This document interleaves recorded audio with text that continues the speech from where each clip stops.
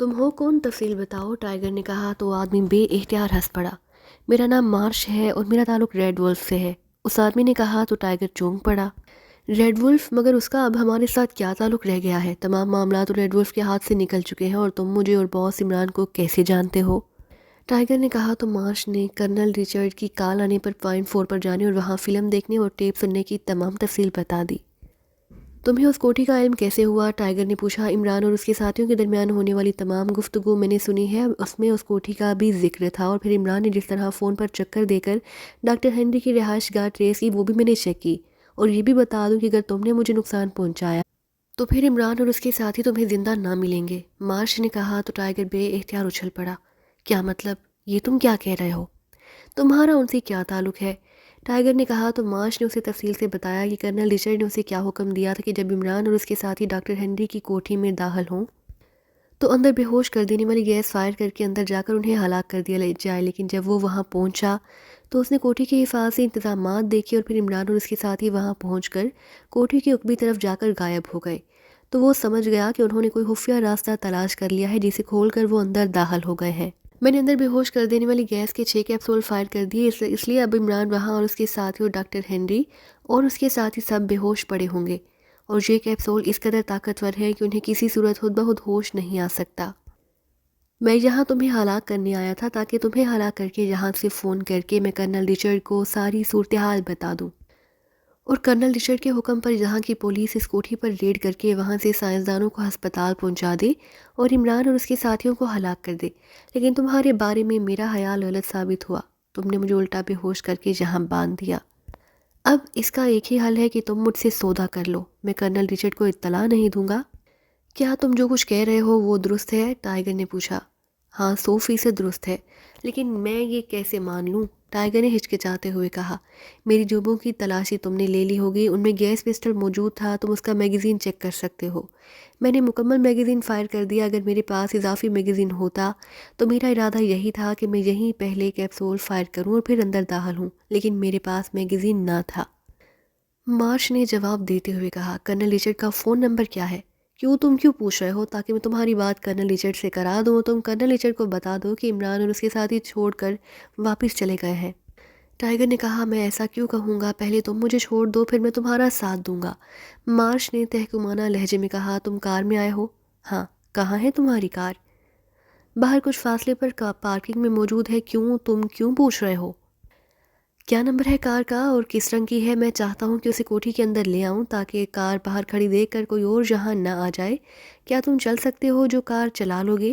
میں جہاں تمہارے سہارے کے ساتھ جاؤں گا، ٹائیگر نے کہا تو مارش کی آنکھوں میں چمک سی ابھر آئی اور اس نے کار کا نمبر، کلر اور ماڈل وغیرہ کی تفصیل بتا دی۔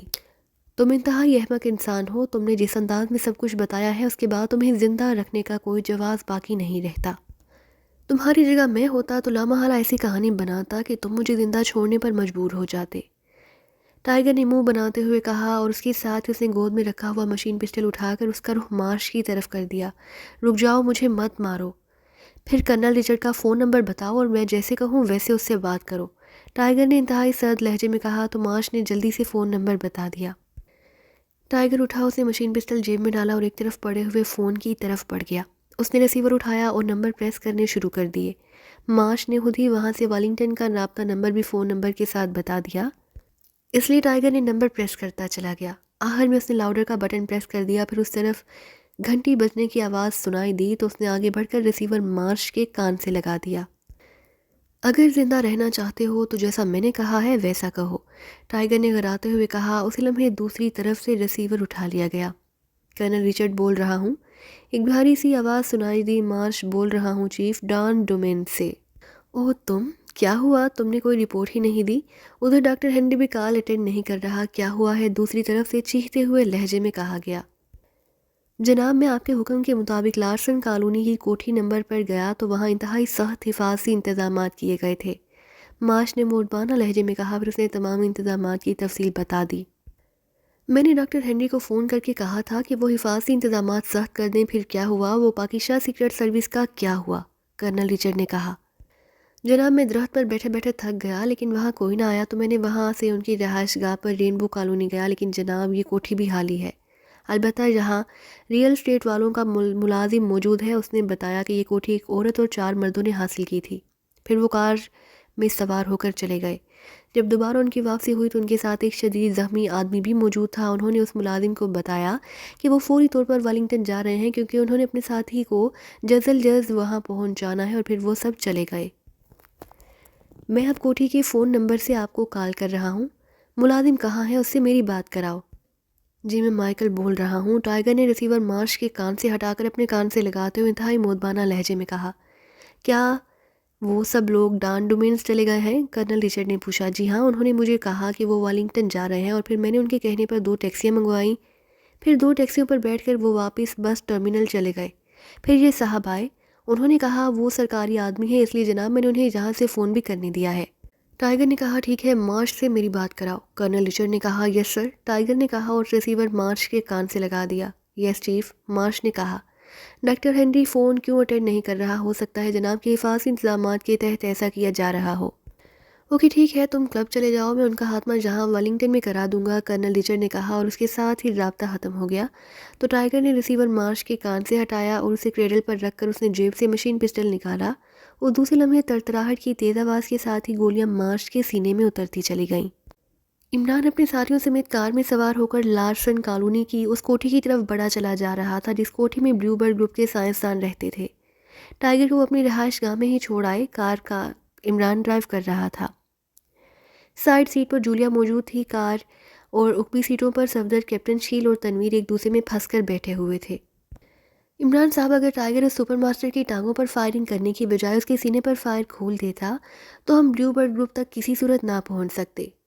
یہ واقعی ٹائیگر کا ہی حوصلہ ہے کہ 8 گولیاں لگنے کے باوجود اس نے سپر ماسٹر کی ٹانگوں پر فائر کیا۔ ٹائیگر کی جگہ میں ہوتا تو اس کی بوٹیاں اڑا دیتا۔ تنویر نے کہا تم میں اور اس میں زمین آسمان کا فرق ہے، وہ میرا شاگرد ہے اور تم میرے رقیب رو سیاہ اور سوری رقیب رو سفید ہو، عمران نے کہا۔ تم نے پھر فضول گفتگو شروع کر دی، کسی اور کے بولنے سے پہلے ساتھ بیٹھی ہوئی جولیا نے منہ بناتے ہوئے کہا، تو سب بے اختیار ہنس پڑے۔ ویسے عمران صاحب، ٹائیگر نے کیا سوچ کر ایسا کیا ہوگا؟ جبکہ اس کی جو حالت تھی اسے بھی اندازہ ہو گیا ہوگا کہ وہ بچ نہیں سکے گا، کیونکہ اسے ہمارے بارے میں علم ہی نہ تھا کہ ہم بر وقت وہاں پہنچ کر اسے اور سپر ماسٹر کو بچا لیں گے۔ پھر بھی اس نے سپر ماسٹر کی ٹانگوں پر ہی فائر کیا۔ اللہ تعالیٰ پر توکل اسی کا نام ہے کہ حالات جو بھی ہوں اپنی طرف سے کام صحیح کرو اور نتیجہ اللہ تعالیٰ پر چھوڑ دو، عمران نے جواب دیا۔ تو جولیا سمیت سب نے اس بات میں سر ہلا دیا۔ تھوڑی دیر بعد جب ان کی کار لارسن کالونی میں داخل ہوئی تو وہ سب چوکنا ہو کر بیٹھ گئے۔ پھر تھوڑی دیر بعد کار کوشش کے بعد عمران نے وہ کوٹھی تلاش کر لی، اور پھر اس سے کافی فاصلے پر سڑک کی دوسری طرف بنی ہوئی پارکنگ میں اس نے کار روک دی اور وہ سب نیچے اتر آئے۔ اور یہاں تو سخت حفاظتی انتظامات کیے گئے ہیں، عمران نے حیرت بھرے لہجے میں کہا۔ رہائشی کوٹھیوں میں تو اس ٹائپ کے انتظامات نہیں ہوتے، کہیں انہیں ہماری آمد کے بارے میں علم تو نہیں ہو گیا؟ انہیں کیسے علم ہو سکتا ہے؟ سپر ماسٹر تو ہلاک ہو چکا ہے، عمران نے جواب دیتے ہوئے کہا۔ اب اندر کیسے داخل ہونا ہے یہ سوچو، جولیا نے ہونٹ چباتے ہوئے کہا۔ صفدر، تم اور تنویر دونوں اس کی اوپری طرف چیک کرو، یہ کوٹھی کالونی کی ایک سائڈ پر ہے اور اس کی چاروں طرف خالی پلاٹ ہیں، لامحالہ سیوریج کے لیے انتظامات کیے گئے ہوں گے۔ اب اس کے سوا اور کوئی راستہ نہیں، کیونکہ یہ چھوٹا علاقہ ہے جہاں ایسے آلات نہیں مل سکیں گے جن کی مدد سے ان ریس کا توڑ کیا جا سکے، اور اب ویلنگٹن یا ناراگ سے ایسے آلات لانے کا وقت نہیں رہا۔ سپر ماسٹر کی ہلاکت کسی بھی وقت اوپن ہو سکتی ہے، عمران نے انتہائی سنجیدہ لہجے میں کہا۔ ہاں سیوریج تو لازمن ہوگی، آؤ تنویر ہم چیک کریں، صفدر نے کہا اور تیزی سے آگے بڑھ گیا، جبکہ عمران، جولیا اور کیپٹن شیل وہیں کار کے قریب ہی کھڑے رہے۔ صفدر اور تنویر کوٹھی کے اوپری طرف جانے کی وجہ سے ان کی نظروں سے اوجھل ہو گئے تھے۔ پھر تنویر تھوڑی دیر بعد واپس آتا دکھائی دیا۔ اس نے ہاتھ ہٹا کر مخصوص انداز میں اشارہ کیا کہ انہوں نے سیوریج تلاش کر لی ہے، آؤ، عمران نے کہا، اور پھر وہ تینوں سڑک کراس کر کے کوٹھی کی سائڈ سے ہوتے ہوئے اس کے اوپری طرف پہنچے تو کوٹھی کے کونے پر ہی صفدر اور تنویر کھڑے تھے۔ وہاں گٹر کا دہانہ کھلا ہوا تھا، گٹر کا دہانہ ایک طرف رکھا ہوا تھا، پھر وہ ایک ایک کر کے اس دہانے کے اندر لگی ہوئی لوہے کی سیڑھی سے اتر کر نیچے پہنچ گئے۔ آخر میں عمران اترا، اترتے ہوئے اس نے گٹر کا ڈھکن اٹھا کر واپس دہانے پر رکھ دیا۔ عمران صاحب، گٹر کا دہانہ کھلا رہنے دیں، روشنی بھی آ رہی ہے اور تازہ ہوا بھی، گٹر کی دیوار کے ساتھ کھڑے صفدر نے کہا۔ جنہوں نے ایسے حفاظتی انتظامات کیے ہیں، ہو سکتا ہے وہ راؤنڈ بھی لگاتے ہوں یا ویسے ہی کوئی آدمی ادھر آ گیا تو مسئلہ بن سکتا ہے، عمران نے نیچے اترتے ہوئے کہا۔ پھر وہ سب نیچے گٹر کی دیوار کے ساتھ چلتے ہوئے آگے بڑھتے چلے گئے۔ تھوڑا فاصلہ طے کرتے ہی دوسرا دہانہ آ گیا۔ وہاں بھی سیڑھیاں اوپر تک جا رہی تھی۔ عمران سیڑھیاں چڑھا اور اس نے دونوں ہاتھوں سے زور لگا کر ڈھکن اٹھایا اور اسے ایک طرف رکھ کر سر باہر نکالا تو اس کے چہرے پر اطمینان کے تاثرات ابھر آئے، کیونکہ یہ دہانہ کوٹھی کے اندر لیکن اس کے عقبی حصے میں تھا۔ عمران باہر آ گیا اور تھوڑی دیر بعد اس کے ساتھی بھی ایک ایک کر کے باہر آ گئے۔ انہوں نے مشین پسٹل جیبوں سے نکال کر ہاتھوں میں پکڑ لیے، پھر وہ محتاط انداز میں چلتے ہوئے سائیڈ گلی سے فرنٹ کی طرف بڑھتے چلے گئے۔ لیکن ابھی وہ فرنٹ سے کچھ فاصلے پر ہی تھے کہ انہیں ٹک ٹک کی آوازیں سنائی دی۔ یہ آوازیں سنتے ہی عمران نے لاشعوری طور پر سانس روکنے کی کوشش کی، کیونکہ وہ ان آوازوں کو پہچانتا تھا۔ یہ بے ہوش کر دینے والی گیس کے کیپسولوں کے پھٹنے کی مخصوص آوازیں تھیں، لیکن اس کی یہ لاشعوری کوشش ناکام ہو گئی اور اس کا ذہن اس قدر تیزی سے تاریک پڑ گیا جیسے کیمرے کا شٹر بند ہوتا ہے۔ آخری احساس اس کے ذہن میں یہی ابھرا کہ وہ مشین کے اختتام پر ہٹ ہو گیا ہے، پھر جس طرح انتہائی تاریکی میں جگنو چمکتا ہے اس طرح اس کے ذہن میں بھی روشنی کا نقطہ سا نمودار ہوا اور پھر آہستہ آہستہ یہ روشنی پھیلتی چلی گئی۔ عمران صاحب، اسی لمحے عمران کے کانوں میں ٹائیگر کی آواز پڑی تو عمران کے ذہن میں جیسے دھماکہ سا ہوا اور اس کے ساتھ اس کا سویا ہوا شعور یکلحظ جاگ اٹھا اور وہ ایک جھٹکے سے اٹھ کر بیٹھ گیا۔ سامنے ہی ٹائیگر اس حالت میں کھڑا تھا جس حالت میں اسے رہائشی کوٹھی میں چھوڑ کر آئے تھے۔ عمران نے گردن گھما کر ادھر ادھر دیکھا تو اس کے سارے ساتھی ویسے ہی راہداری میں ٹیڑھی میڑھی انداز میں بے حس و حرکت پڑے ہوئے تھے۔ تم یہاں کیا مطلب؟ عمران نے اٹھ کر کھڑے ہوتے ہوئے کہا۔ اس کے ساتھ اسے محسوس ہوا کہ اس کی گردن کے عقبے حصے میں چہچہاہٹ سے موجود ہے، تو اس نے بے اختیار وہاں ہاتھ لگایا اور جب ہاتھ سامنے آیا تو اس پر ہون موجود تھا۔ باس، آپ کو کسی طرح ہوش نہ آ رہا تھا، پانی بھی اثر نہ کر رہا تھا، اس لیے مجبوراً آپ کی گردن کے عقبی حصے پر کٹ لگانا پڑا، ٹائیگر نے شرمندہ سے لہجے میں کہا۔ تم یہاں کیسے پہنچ گئے؟ کیا مطلب؟ عمران نے حیرت بھرے لہجے میں پوچھا تو ٹائیگر نے مختصر طور پر مارش کی رہائشی کوٹھی میں آمد سے لے کر اس کی ہلاکت تک کی تفصیل بتا دی۔ مارش کی جیب میں اینٹی گیس کی شیشی موجود نہ تھی، اس رہائشی کوٹھی میں بھی ایسی کوئی شیشی نہ تھی، اس لیے میں نے احتیاطاً خنجر الماری سے اٹھا کر جیب میں ڈال لیا اور پھر میں اس کی کار میں سوار ہو کر یہاں پہنچا۔ مارش نے تو مجھے یہی بتایا کہ آپ سب عقبی طرف پہنچ کر یکلحظ اس کی نظروں سے غائب ہو گئے تھے، اس لیے اس کا خیال تھا کہ آپ سب کوٹھی میں بے ہوش پڑے ہوں گے۔ میں نے اس کوٹھی میں پہنچا، میں نے پہلے پوری کوٹھی کا راؤنڈ لگایا، اندر 10 بوڑھے سائنسدان مختلف کمروں میں بے ہوش پڑے ہوئے تھے۔ میں نے پانی کا جھگ بھرا اور لا کر آپ کے حلق میں پانی انڈیلا، لیکن اس کے باوجود آپ کو ہوش نہ آیا تو مجبوراً مجھے آپ کی گردن کے عقبی حصے میں خنجر کا کٹ لگانا پڑا۔ گڈشو ٹائیگر، تم نے واقعی میرا سر فخر سے بلند کر دیا۔ مجھے تمہاری حالت کا اندازہ ہے، اس لیے مجھے احساس ہے کہ تم نے اس مارش کا مقابلہ کس حالت میں کیا ہوگا اور جہاں پہنچنے کے لیے تمہیں کتنی ہمت کا مظاہرہ کرنا پڑا ہوگا۔ عمران نے آگے بڑھ کر اسے کاندھے پر تھپکی دیتے ہوئے کہا تو ٹائیگر کا چہرہ یکلحظ ایسے جگمگا اٹھا جیسے اس کے چہرے کی کھال کے نیچے ہزاروں والٹیج کے بلب جل اٹھے ہوں۔ ریڈ وولف کا کرنل رچرڈ اپنے آفس میں موجود تھا کہ سیاہ رنگ کے فون کی گھنٹی بج اٹھی تو کرنل رچرڈ چونک پڑا، کیونکہ فون ڈائریکٹ تھا اور اس کا نمبر صرف حساس افراد کے پاس تھا۔ کرنل رچرڈ نے ہاتھ بڑھا کر ریسیور اٹھا لیا۔ یس، کرنل رچرڈ بول رہا ہوں۔ اسپیشل ڈیفنس سیکریٹری سے بات کریں۔ دوسری طرف سے اسپیشل ڈیفنس سیکریٹری کے پی اے کی مخصوص آواز سنائی دی۔ یس، کرنل رچرڈ نے کہا۔ ہیلو، آرنلڈ بول رہا ہوں۔ چند لمحوں بعد ایک بھاری سی آواز سنائی دی۔ Yes sir, Colonel Richard from the cent sir, Colonel Richard نے مودبانہ لہجے میں کہا۔ Colonel Richard, Blue Bird Group کو ان کی مخصوص کوٹھی میں گولیاں مار کر ہلاک کر دیا گیا ہے اور بلیو برڈ گروپ کے انچارج مارکو ٹینس کی لاش بھی اس کے ایک سینٹر سے ملی ہے۔ یہ سب ہو کیا رہا ہے؟ کس نے کیا ایسا؟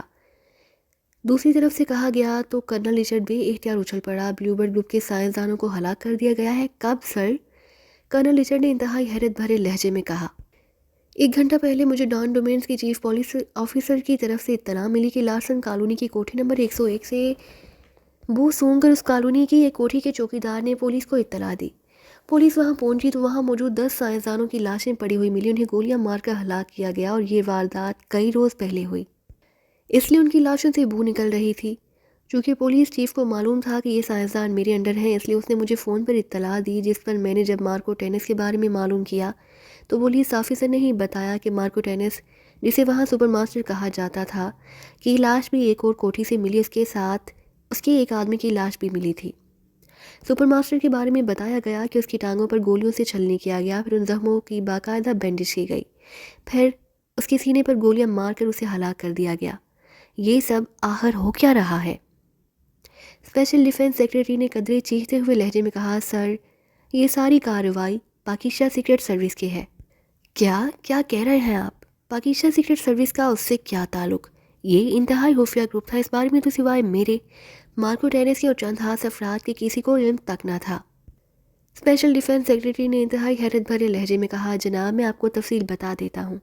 کرنل رچرڈ نے کہا، پھر اس نے لوگی کے زخمی ہونے اور پھر ڈان ڈومینز کی سپر ماسٹر کو ٹائیگر کا حلیہ اور قد و قامت کی تفصیل بتانے سے لے کر مارش کی طرف سے ملنے والی پہلی رپورٹ سے لے کر ڈاکٹر ہنری پر فون ہونے والی بات چیت اور پھر مارش کی طرف سے ملنے والی آخری رپورٹ تک کی تمام تفصیل بتا دی۔